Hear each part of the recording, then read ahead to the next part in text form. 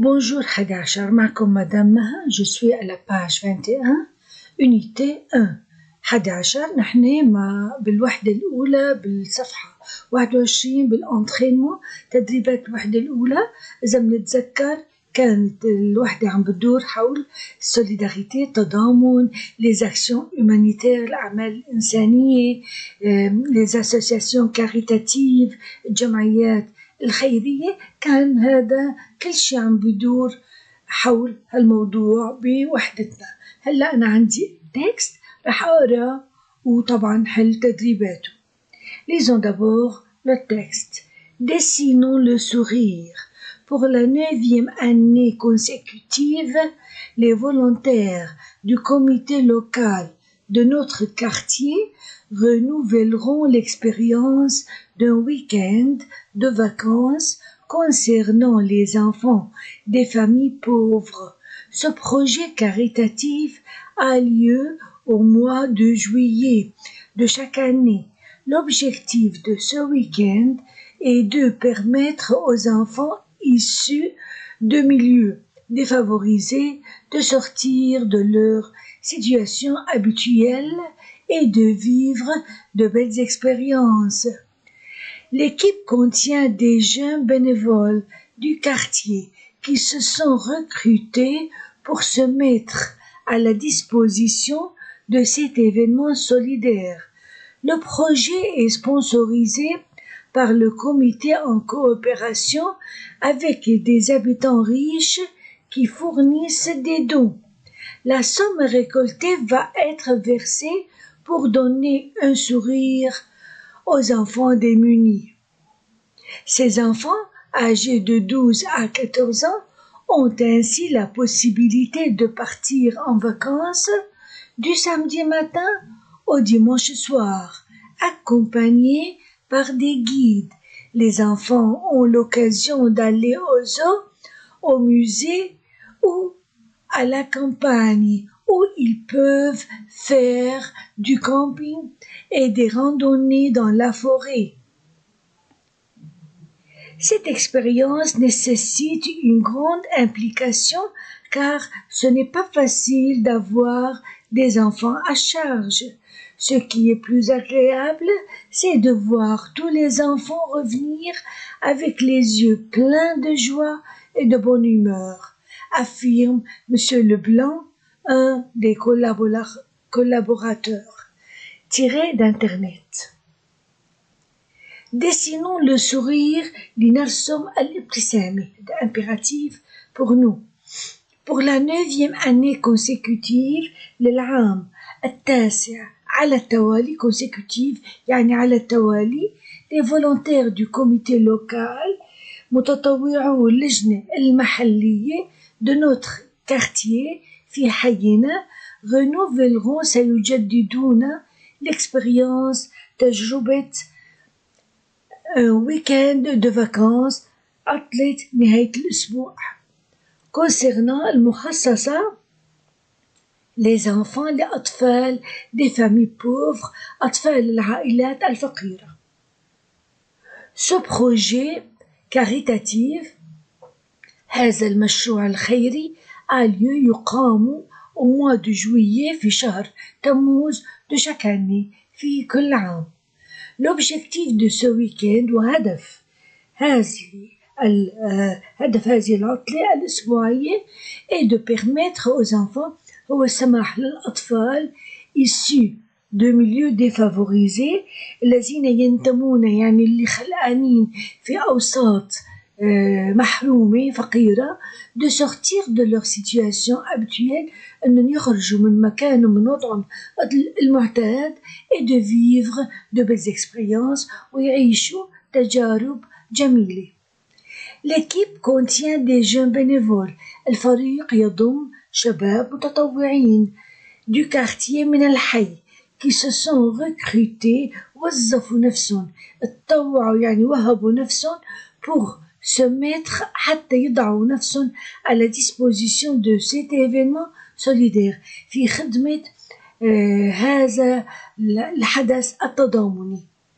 Le projet est sponsorisé والمشروع ممول par le comité من خلال اللجنة en coopération بالتعاون avec des habitants riches مع سكان أغنياء qui fournissent des dons اللي عم بيمولوا بالهبات بالتبرعات. La somme récoltée والمبلغ اللي عم يجمع va être versé رح يتوظف رح ينحط pour donner un sourire aux enfants démunis لتقديم الابتسامة كل هالشي لحتى يرسموا ابتسامة على وجه الأطفال الفقراء. Ces enfants هؤلاء الأطفال âgés de 12 à 14 ans اللي عمرهم من 12 ل 14 سنة ont ainsi la possibilité بصار عندهم إمكانية de partir en vacances يخرجوا بالعطلة du samedi matin au dimanche soir من السبت الصبح للأحد المساء accompagnés par des guides ويرافقهم مرشدين أدلاء. Les enfants ont l'occasion والأطفال رح يكون عندهم فرصة مناسبة دالي أوزو يروحوا على يزوروا حديقة الحيوان وميوزي والمتاحف وعلى كامباني أو على الريف إلى الريف où ils peuvent حيث رح يستطيعوا faire du camping يعملوا تخييم et des randonnées ونزهات dans la forêt في الغابة.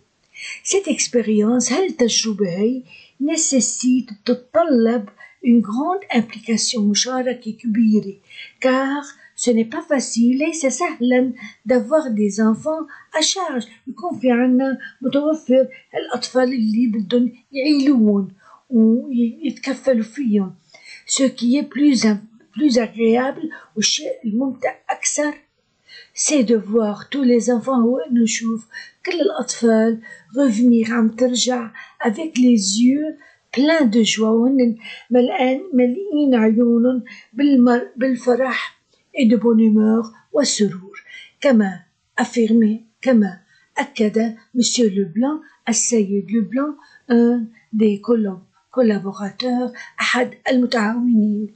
tiré d'internet le texte est tiré d'internet مأخوذ هالنص على الانترنت. قبل ما ننتقل للتمارين خلينا نشوف شوية نركز على بعض النقاط الهامة بالنص تيسهل علينا الحل. إذن pour la la 9e année consécutive هل حدث عم يصير كل سنة au mois de juillet عرفنا إنه au mois de juillet كل سنة وهو بروجي كاريتاتيف مشروع خيري من اللي عم بيقوم فيه هن لي فولونتير متطوعي دو كوميتي لوكال اللجنة المحلية دو نوتر كارتييه بحينا يعني بالحي المتطوعين بالحي اللي راح يعملوا هالتجربة هاي اللي هي شو اسمها اكسبيرينس دو ويكند دو فاكانس عطلة نهاية الأسبوع.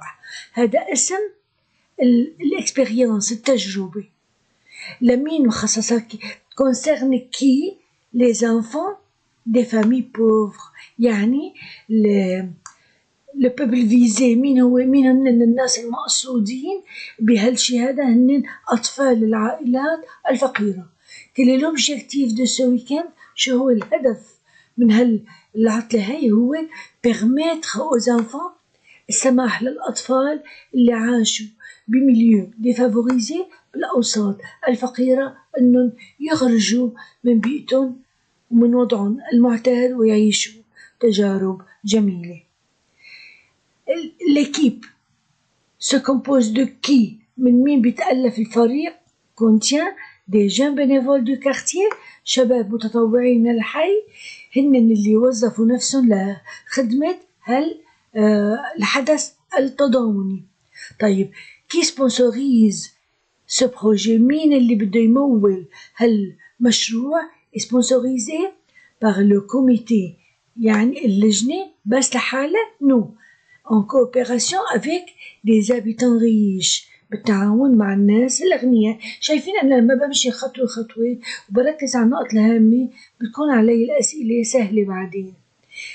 إذن اللي مول هذه المناسبة هالمشروع هو الكوميتي بالتعاون مع les habitants riches. طيب هالحدث هذا اللي رح يصير هالمبلغ اللي رح يجمعوه pourquoi faire شو رح يعملوا فيه؟ هاد va être versé pour donner رح يندفع لحتى نرسم ابتسامة على وجه الأطفال المحرومين الفقراء. شو رح تكون النشاطات؟ شو رح يعني يستفيدوا هالأطفال هدول؟ طبعا هن âgés de 12 à 14 ans اللي عمرهم 12 ل 14. شو رح يعملوا لما بتجي هالأموال وشو رح يكون نتيجة هالأكتيفيتي هاي؟ هي إنه رح يخرجوا في العطلة من السبت للأحد المساء مع المرشدين، والأكتيفيتي اللي رح يعملوها هن اللي أوزو يروحوا على حديقة الحيوان، أو ميوزي على المتاحف، على كامباني على الريف، وكمان يعملوا فيغ دي كامبينج يعملوا تخييم، وكمان دي راندوني دون لا فوري يعملوا نزهات في الغابة. وهذا الجوبة هاي بتتطلب طبعا مشاركة كبيرة إلنا، أهم شيء فيها أكثر شيء qu'est-ce qui est le plus important c'est de voir هو إنه لما منشوف الأطفال وهن رجعانين وعيونهم مليئة بالفرح والسرور. شخطت عليها هون ما أشخط تحتها. إذا هيك أنا حددت تماما الشيء اللي أنا بدي إياه لحتى أعرف أجاوب صح. exercice 3 cocher vrai ou faux. حط إشارة عن صح أو خطأ. Dans ce document il s'agit d'un article.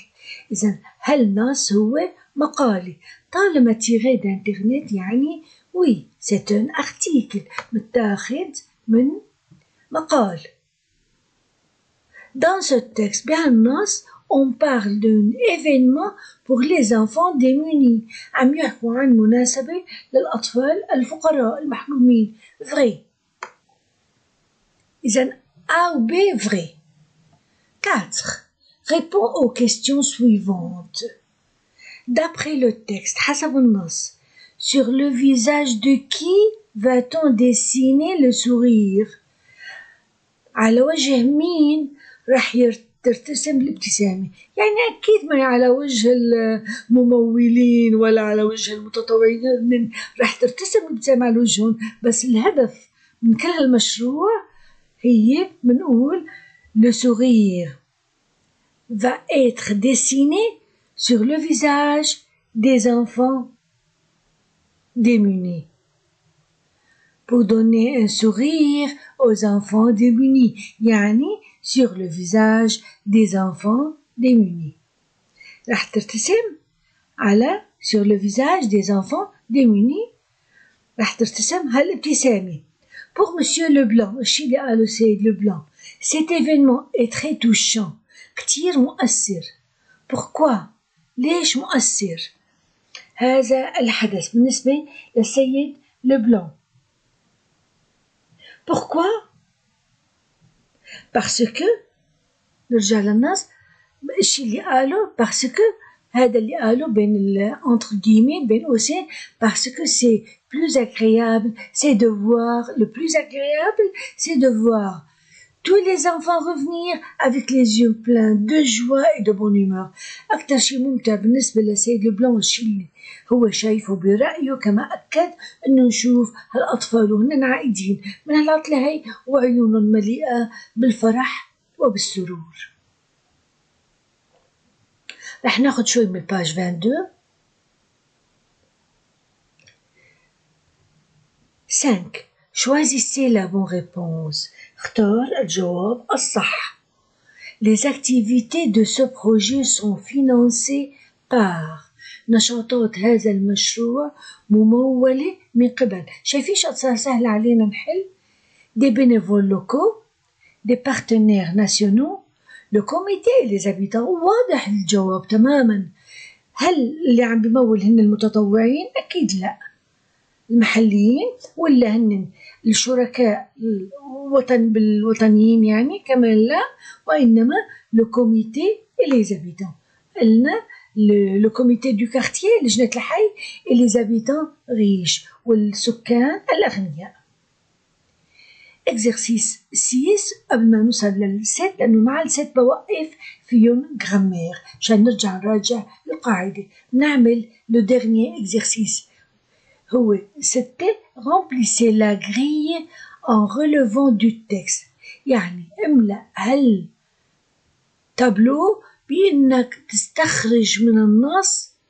بدنا l'événement المناسبة، l'organisateur من اللي نظمها، le public visé لمين موجهة، le lieu المكان، le but الهدف، les activités النشاطات. دايما بأي association أي organisation أي événement بدنا نحكي عنه لازم دايما هالعناصر كلها الستة تكون موجودة. اسم المناسبة، مين نظمها، موجهة لمين، مكانه، طبعا ممكن كمان زمانه، هدفه ونشاطاته. إذا ببدأ بالإيفينمون. سي كوا ليفينمون؟ نتذكر ليفينمون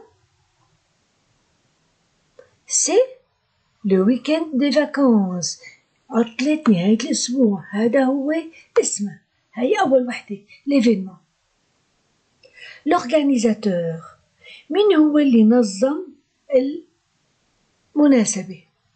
كمان عدت معنا le comité local, le comité local du quartier, بلا de notre quartier, نقول du quartier. هاي تاني شي l'organisateur اللي نظمه هو لجنة الحي. طيب سي le public visé، لمين موجه هالحدث أو هالمناسبة؟ قلنا concernant les enfants des familles pauvres، هو هاد les enfants des familles pauvres، أطفال العائلات الفقيرة. le lieu dans le quartier، في الحي، لأنه هو من الحي، notre quartier، dans notre quartier. le but، شو هو الهدف؟ الهدف